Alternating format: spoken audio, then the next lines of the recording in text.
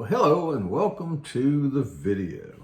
Let's talk a little bit about some of the things that can help you do a whole lot better in your trucking business, particularly if you are wanting to be an independent owner-operator. Many years ago, when I first got started in trucking, I was fortunate enough to have some very good trainers and mentors and people that helped me out tremendously. And as I began to build my own career and get involved into other things like safety and recruiting and so forth, I was able to find seminars and workshops and other consultants and people that were able to help me dramatically increase my knowledge and help me out when I ran into issues and concerns and things that I did not have the information or the training or the experience to do on my own at that time. But I was fortunate enough to be able to make connections with other people who had decades more experience than I had at the time, and it had the specialized information, skills, and knowledge that I desperately needed, and they helped me out tremendously. And now here it is many years later, and I have almost 3 decades of experience in trucking in all different aspects of trucking, from starting out as a student driver and then becoming a trainee and then an over-the-road driver and a regional driver, dedicated account, got involved in training and recruiting other drivers, is what I now call a rolling recruiter. Before I even really knew what that was, sort of fell into that by accident. Worked internally in another trucking company as a dispatcher trainee, then a dispatcher, and then moved into recruiting and safety and driver training and lots of other things. Licensed CDL instructor, third-party tester for a while. Set up and ran a truck driver training school for another company. Worked at 2 additional training schools as an instructor, one full-time, one part-time, and then also involved as a program director for a truck driver training school even now. So I've had quite a bit of experience in trucking over the many years I've been involved in this, and set up my own company, Transport Resource Solutions, originally as a part-time training, consulting, recruiting, specialized information company. And of course now the company is still around and growing and doing many other things, including have our own motor carrier division, own tractor and trailer, running loads. We have publications and books out, courses, all kinds of things. And the company continues to grow and evolve. But at its core, it will always be highly focused on personal development, on training, on informational resources, both internally as we grow and externally as available to anybody that wants the information and training and resources that are available to them. When you're trying to build a trucking company from the ground up, having access to specialized information as you do that is invaluable. It can save you from making all kinds of very expensive mistakes. It can save you all kinds of frustration. You can learn from and benefit from other people's experiences and save having to go through making mistakes through trial and error that can be very costly. A lot of companies won't survive their first year in business because they don't have access to the information that I'm talking to you about right now. So regardless of where you get it, whether you get it from me, my company, or whether you get it from some other competent consultant or trainer, make sure you get some help. It is very difficult to learn all the things that you're going to be required to know on your own as you seek to build your company from the ground up. That is very hard to do, and it's not necessary to even attempt it that way. Take advantage of other people's knowledge, skills, abilities, and experience, just as I've done my entire career. I'm very thankful and fortunate to still be friends with and still be connected with the people that originally helped me out as I was getting started and growing in this business myself. And I tell you, I wouldn't be where I'm at today and continuing to advance my own business and my own career in trucking if it were not for many other people helping me out significantly along the way. So seek out that information, get some help. You can get in touch with me, Transport Resource Solutions, LLC. We're based out of Stephen City, but we teach classes online all over the world. No matter where you're at, You can access our pre-recorded courses anywhere as long as you have access to an internet. You can even do it on your smartphone, your laptop, your tablet, whatever's convenient for you. Starting to do a lot more live workshops as well. Going to be doing some right here in our office physically. Our training room is big enough to accommodate just a handful of people, and that's all I'm looking to put in it right now. So about 8 people, somewhere between 8 to 10 people max. If you want to come and go through live training, get on Eventbrite, go to any one of our websites, and you can find links and information there. You can go to ldsewell.com, you can go to transportresourcesolutions.com, you can go to pdtctransport.com. You can get on truckingbusinesssuccess.com.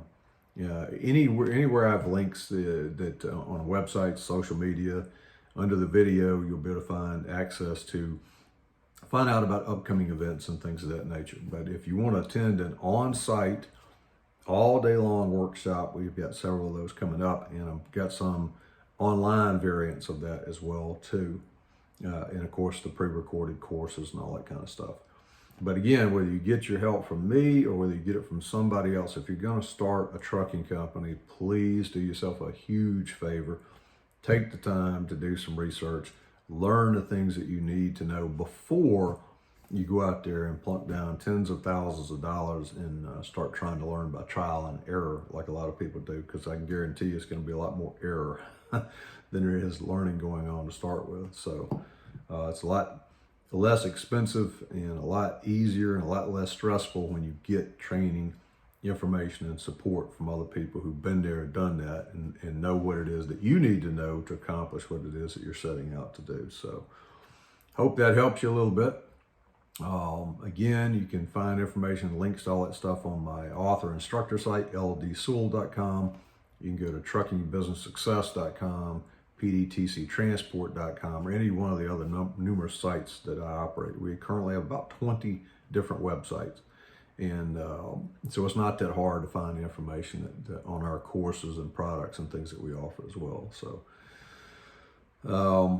lots of things you need to think about when you're first starting out. Now, obviously, one of the first things you're going to need to make a decision on is what business entity you want to choose. You have a variety of different choices available to you. You can form an LLC, you can form a subchapter S corporation, a regular corporation. You could certainly do any one of those things. Some people set up as a sole proprietorship. I absolutely do not recommend that one. Each business entity has its own benefits and drawbacks.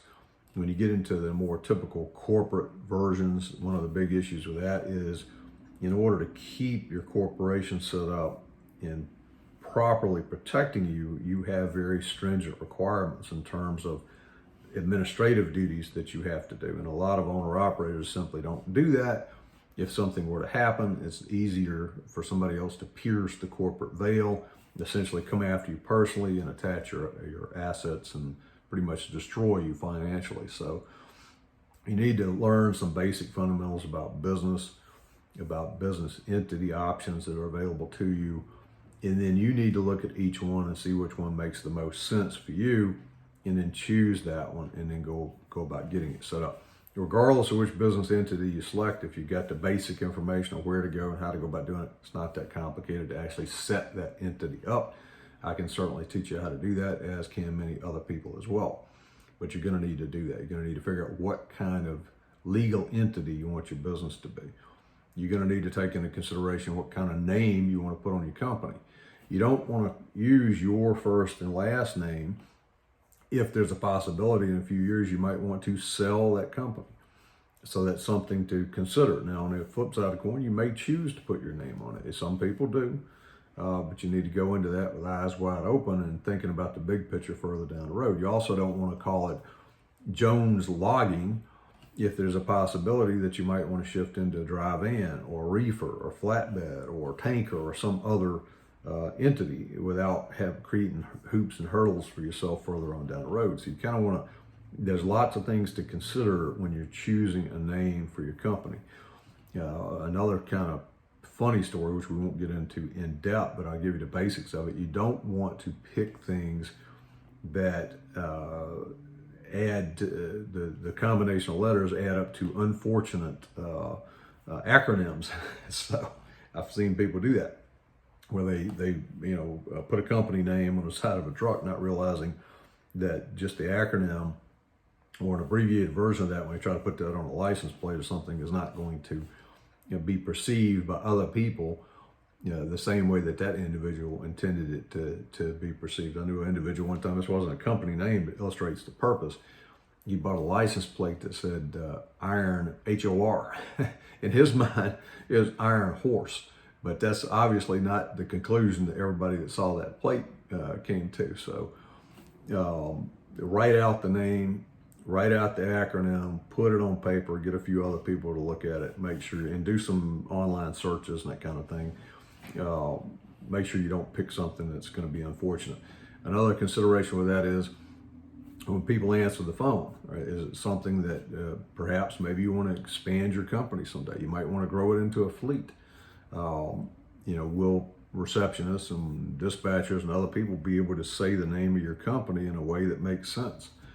Yeah, is it pronounceable? Is it easy enough for other people to hear? Is it something that they can write down? Is it, just things for you to consider? I'm not telling you to do or not do certain things, but you need to look at the bigger picture before you just, pick an arbitrary name and slap it down on your company.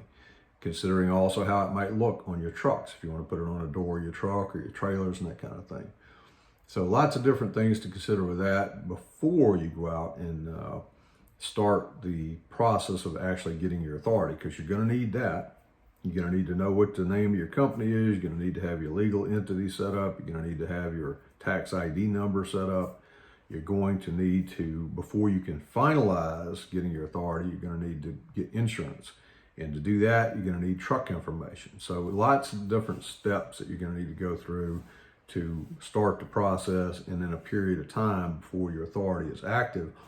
And once you start that process, there's lots of other behind the scenes things that you need to start getting ready and taking care of, so that as soon as your authority comes through, that you've got your truck lettered, you've got your trailer ready to go, you've got all your files and everything set up. You know that you're going to be a new entrant audit coming down the pike, that you understand what the requirements are for that, and you get all that stuff set up so that that's not a stressful thing. There's ways I can show you how to do that, so that all the files and everything that you need are already set up.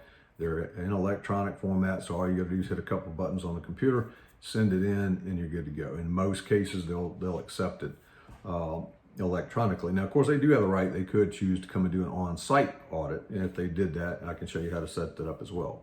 But for the variant where you just send your files in and stuff, you can do that in a matter of minutes if you do the things I teach you to do and you have all that stuff set up, and it will come out just fine and you won't have any issues or problems with that. But you got to know how to do that stuff as well. Then, of course, you're going to have to know how to go about getting freight, where you're going to get your loads from. A lot of brokers and shippers will not work with brand new authorities. Some will. So you need to know which ones will, which ones won't. You need to know how to go ahead and get your first few loads under your belt, get some revenue coming in. Once you run the loads, there's certain things that you need to be able to do to track that information.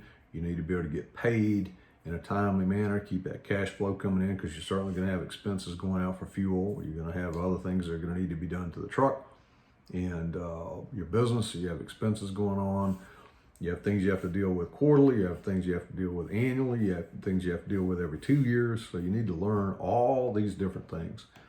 And if you want to do that, keep watching the channel, and also connect with me on some of the other social media platforms I'm on, courses and things of that nature. I'll put some links in the description, and you can find me on the various websites as I mentioned before. Till next time, take care, have a good day, and be safe. Talk to you again soon.